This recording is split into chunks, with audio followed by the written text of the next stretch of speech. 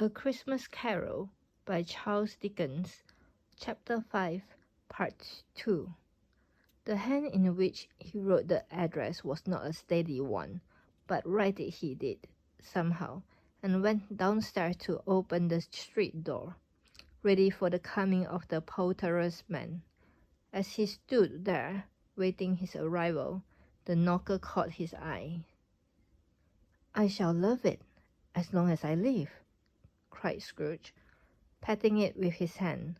"I scarcely ever looked at it before. What an honest expression it has in its face! It's a wonderful knocker. Here's the turkey. Hello, Hoop! How are you? Merry Christmas!" It was a turkey. He never could have stood upon his legs, that bird. He would have snapped them short off in a minute, like sticks of sealing wax. "Why, it's impossible to carry that to Camden Town," said Scrooge. "You must have a cab."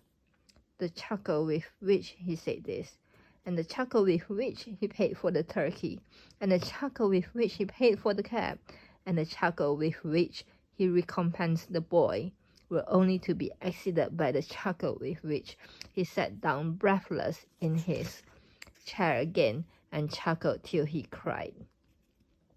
Shaving was not an easy task, for his hand continued to shake very much, and shaving requires attention, even when you don't dance while you're at it. But if he had cut the end of his nose off, he would have put a piece of sticking plaster over it, and been quite satisfied. He dressed himself, all in his best, and at last got out into the streets. The people were by this time pouring forth, as he had seen them, with the ghost of Christmas present, and walking with his hands behind him. Scrooge regarded everyone with a delighted smile. He looked so irresistibly pleasant, in a word, that 3 or 4 good-humoured fellows said, "Good morning, sir. A Merry Christmas to you." And Scrooge said often afterwards that of all the blithe sounds he had ever heard, those were the blithest in his ears. He had not gone far, when coming on towards him he beheld the portly gentleman, who had walked into his counting-house the day before and said, "Scrooge and Marley's, I believe." It sent a pang across his heart to think how this old gentleman would look upon him when they met. But he knew what path lay straight before him, and he took it. "My dear sir," said Scrooge, quickening his pace, and taking the old gentleman by both his hands, "how do you do? I hope you succeeded yesterday. It was very kind of you. A Merry Christmas to you, sir." "Mr. Scrooge?" "Yes," said Scrooge, "that is my name, and I fear it may not be pleasant to you. Allow me to ask your pardon, and will you have the goodness—" Here Scrooge whispered in his ear. "Lord bless me!" cried the gentleman, as if his breath were taken away. My dear Mr. Scrooge, are you serious?" "If you please," said Scrooge, "not a farthing less. A great many back payments are included in it, I assure you. Will you do me that favour?" "My dear sir," said the other, shaking hands with him, "I don't know what to say to such magnificent—" "Don't say anything, please," retorted Scrooge. "Come and see me." "Will you come and see me?" "I will," cried the old gentleman, and it was clear he meant to do it. "Thank ye," said Scrooge. "I am much obliged to you. I thank you 50 times. Bless you." He went to church, and walked about the streets, and watched the people hurrying to and fro, and patted children on the head, and questioned beggars, and looked down into the kitchens of houses.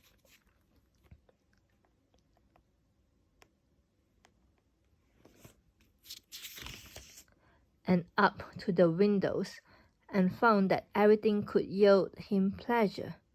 He had never dreamed that any walk, that anything could give him so much happiness. In the afternoon, he turned his steps towards his nephew's house. He passed the door a dozen times before he had the courage to go up and knock, but he made a dash and did it. "Is your master at home, my dear?" said Scrooge to the girl. Nice girl, very. "Yes, sir." "Where is he, my love?" said Scrooge. "He's in the dining room, sir, along with mistress. I will show you upstairs, if you please." "Thank'ee, he knows me," said Scrooge, with his hand already on the dining room lock. "I'll go in there, my dear." He turned it gently and sidled his face in round the door. They were looking at a table, which was spread out in great array.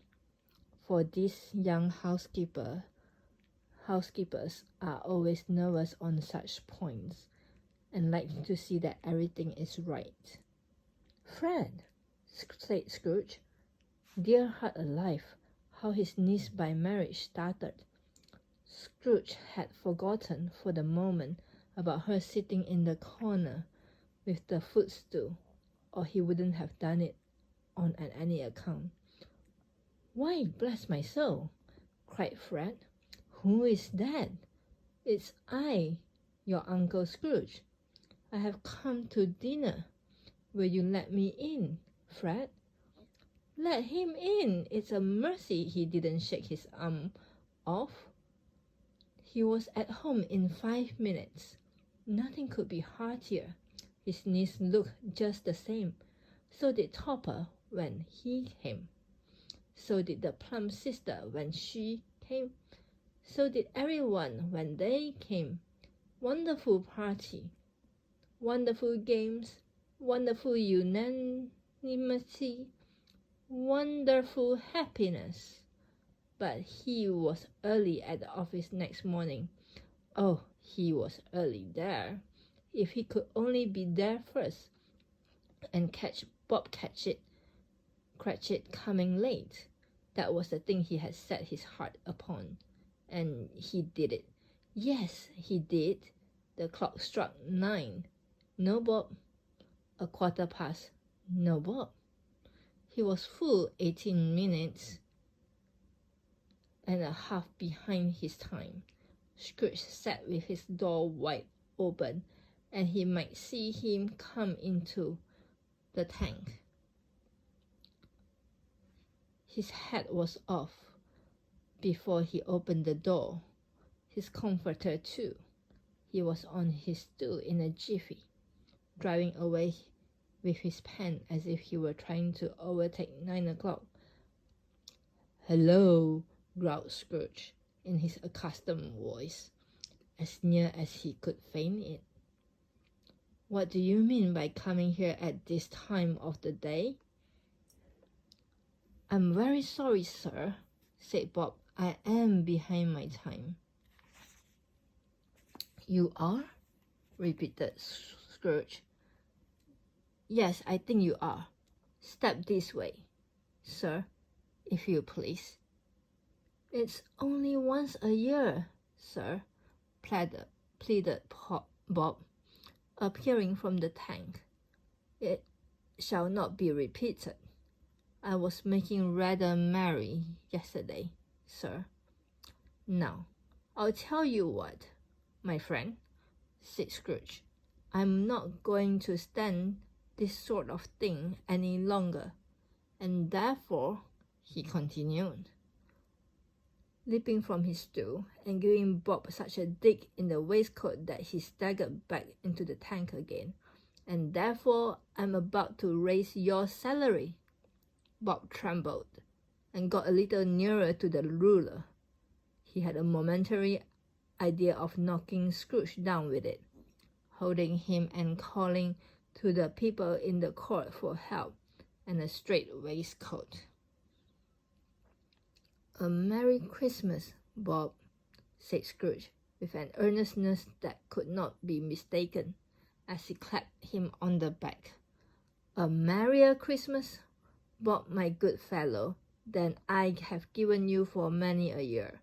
I'll raise your salary and endeavour to assist your struggling family, and we will discuss your affairs this very afternoon over a Christmas bowl of smoking bishop. Bob, make up the fires and buy another coal scuttle before you dot another I, Bob Cratchit." Scrooge was better than his word. He did it all and infinitely more. And to Tiny Tim, who did not die, he was a second father. He became as good a friend, as good a master, and as good a man as the good old city knew, or any other good old city, town, or borough in the good old world. Some people laughed to see the alteration in him, but he let them laugh, and little heeded them, for he was wise enough to know that nothing ever happened on this globe for good at which some people did not have their fill of laughter in the outset, and knowing that such as this would be blind anyway, he thought it quite as well that they should wrinkle up their eyes in grins as have the malady in less attractive forms. His own heart laughed, and that was quite enough for him. He had no further intercourse with spirits, but lived upon the total abstinence principle ever afterwards, and it was always said of him that he knew how to keep Christmas well, if any man alive possessed the knowledge. May that be truly said of us, and all of us. And so, as Tiny Tim observed, God bless us, everyone. The end.